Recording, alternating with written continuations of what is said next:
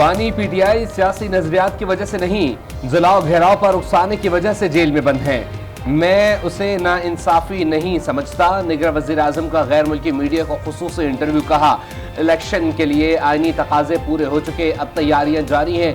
8 फरवरी को इलेक्शन मौशी इस्तेहकाम की जानिब एक कदम होगा। निगरान हुकूमत खुश असलूबी से आईनी जिम्मेदारी अंजाम देगी।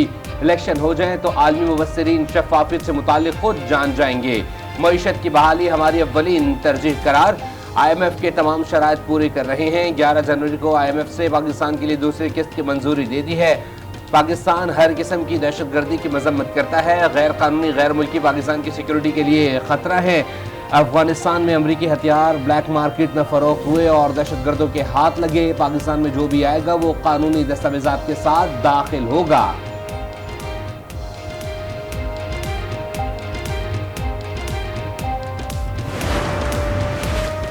पाकिस्तान की ईरान की फजाई हदूद की खिलाफ वर्जी की शदीद मजम्मत। तर्जुमान दफ्तर खारजा कहती हैं, पाकिस्तान की खुद मुख्तारी की खिलाफ वर्जी नाकाबिल कबूल है, संगीन नताइज निकल सकते हैं।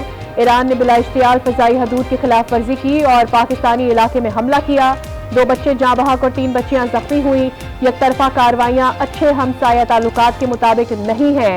ईरानी नाज़िमुल अमूर के दफ्तर खारजा तलबी एहतजाज रिकॉर्ड कराया गया। हमले के नताइज की जिम्मेदारी पूरी तरह ईरान पर आयद होगी।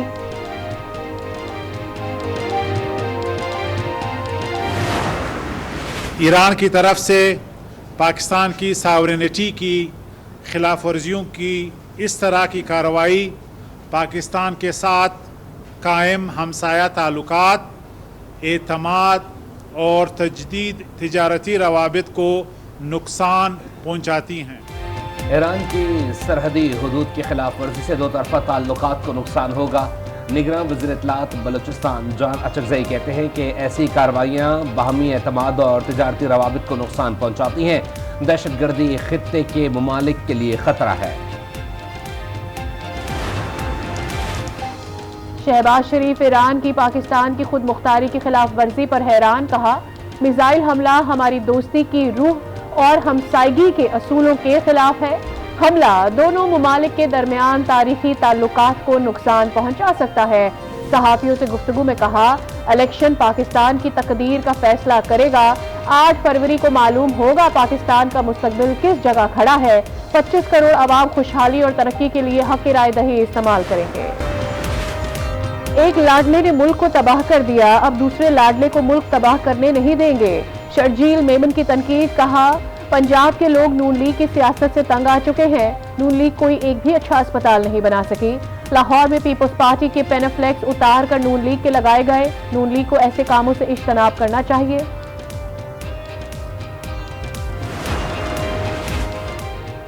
चीफ इलेक्शन कमिश्नर की ज़ेर सदारत सिक्योरिटी से मुताल्लिक अहम इजलास। इंतखाबात की तैयारियों से मुताल्लिक गुफ्तगू। IG पंजाब ने मीडिया से गुफ्तगू में कहा, इंतखाबात के लिए हालात साजगार हैं। सूबे में 19 सियासतदानों को सिक्योरिटी थ्रेट्स हैं। 1,20,000 सिक्योरिटी एहलकार मामूर किए गए हैं। पंजाब में 92,000 सिक्योरिटी एहलकारों की कमी है।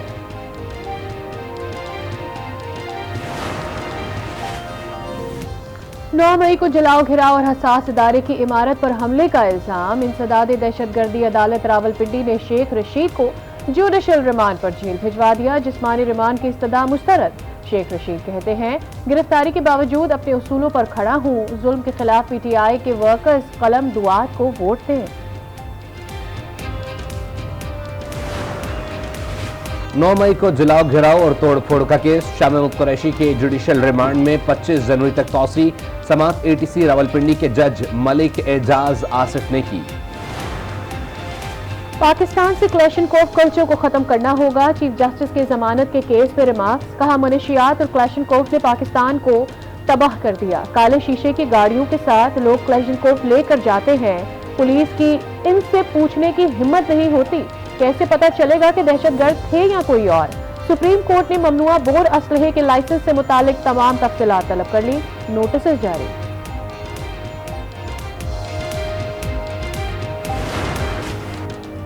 इस्लामाबाद कचहरी में पुलिस और वकला में लड़ाई। नौजवान वकील मुलजिम से मुलाकात करना चाहता था। पुलिस एहलकार ने वकील को थप्पड़ मार दिया। वकला की बड़ी तादाद ने पुलिस एहलकारों को तशद्दुद का निशाना बनाया।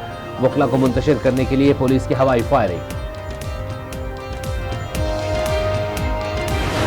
पाकिस्तान को न्यूजीलैंड के खिलाफ तीसरे T20 में भी शिकस्त, सीरीज न्यूजीलैंड के नाम। 225 रन के ताकुब में पाकिस्तान टीम 179 रन बना सकी। पाकिस्तान के ओपनर्स एक बार फिर नाकाम। बाबर आजम 58 रन की शानदार इनिंग्स खेलकर भी कौमी टीम को फतह से हमकिनार ना करवा सके। कीवी बल्लेबाज फिन एलन की शानदार century, man of the match करार। हारिस राउफ सबसे महंगे बॉलर साबित हुए, 4 ओवर्स में 60 रन देकर 2 खिलाड़ियों को आउट किया।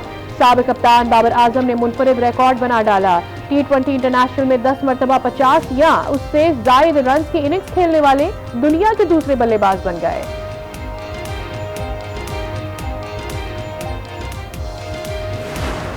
फिन एलन की जारहाना बैटिंग, कीवी ओपनर ने पाकिस्तानी बॉलर्स की जमकर पिटाई कर दी।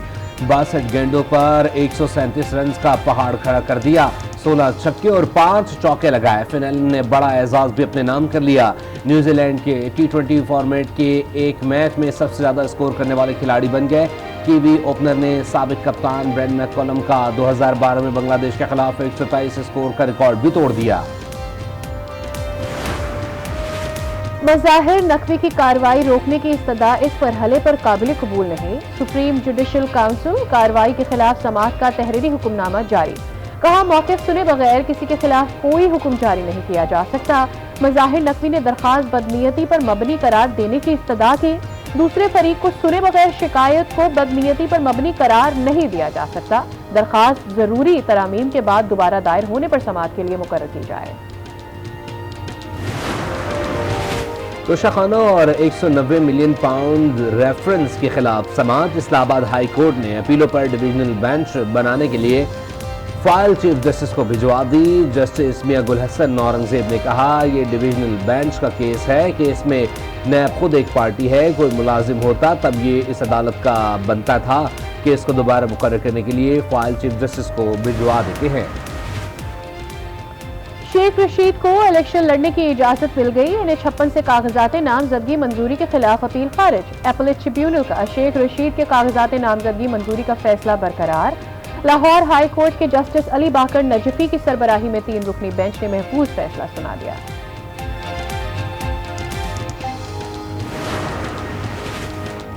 इलेक्शन 8 फरवरी को ही होंगे, अब कोई खतरा नहीं। बिलावल भुट्टो के वज़ीर आज़म बनने के इम्कानात हैं। मंजूर वसान कहते हैं, नवाज शरीफ हमेशा चोर दरवाजे से इक़्तिदार में आए। नहीं लगता कोई एक पार्टी अक्सरियत से हुकूमत बना पाएगी। जो भी हुकूमत बनी वो इत्तेहादी बनेगी।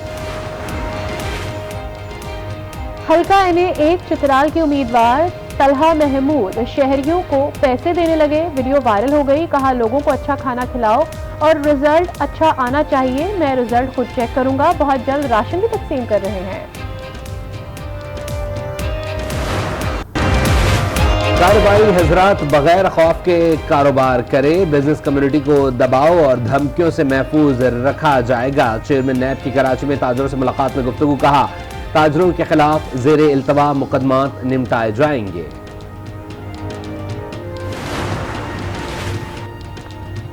पाकिस्तान स्टॉक एक्सचेंज में मिला जुला रुझान। 100 इंडेक्स में 290 पॉइंट्स का इजाफा। कारोबार के दौरान 64,000 की हद बहाल। इंटू बैंक में डॉलर की कीमत में 49 पैसे कमी। डॉलर 279 रुपये 75 पैसे पर आ गया।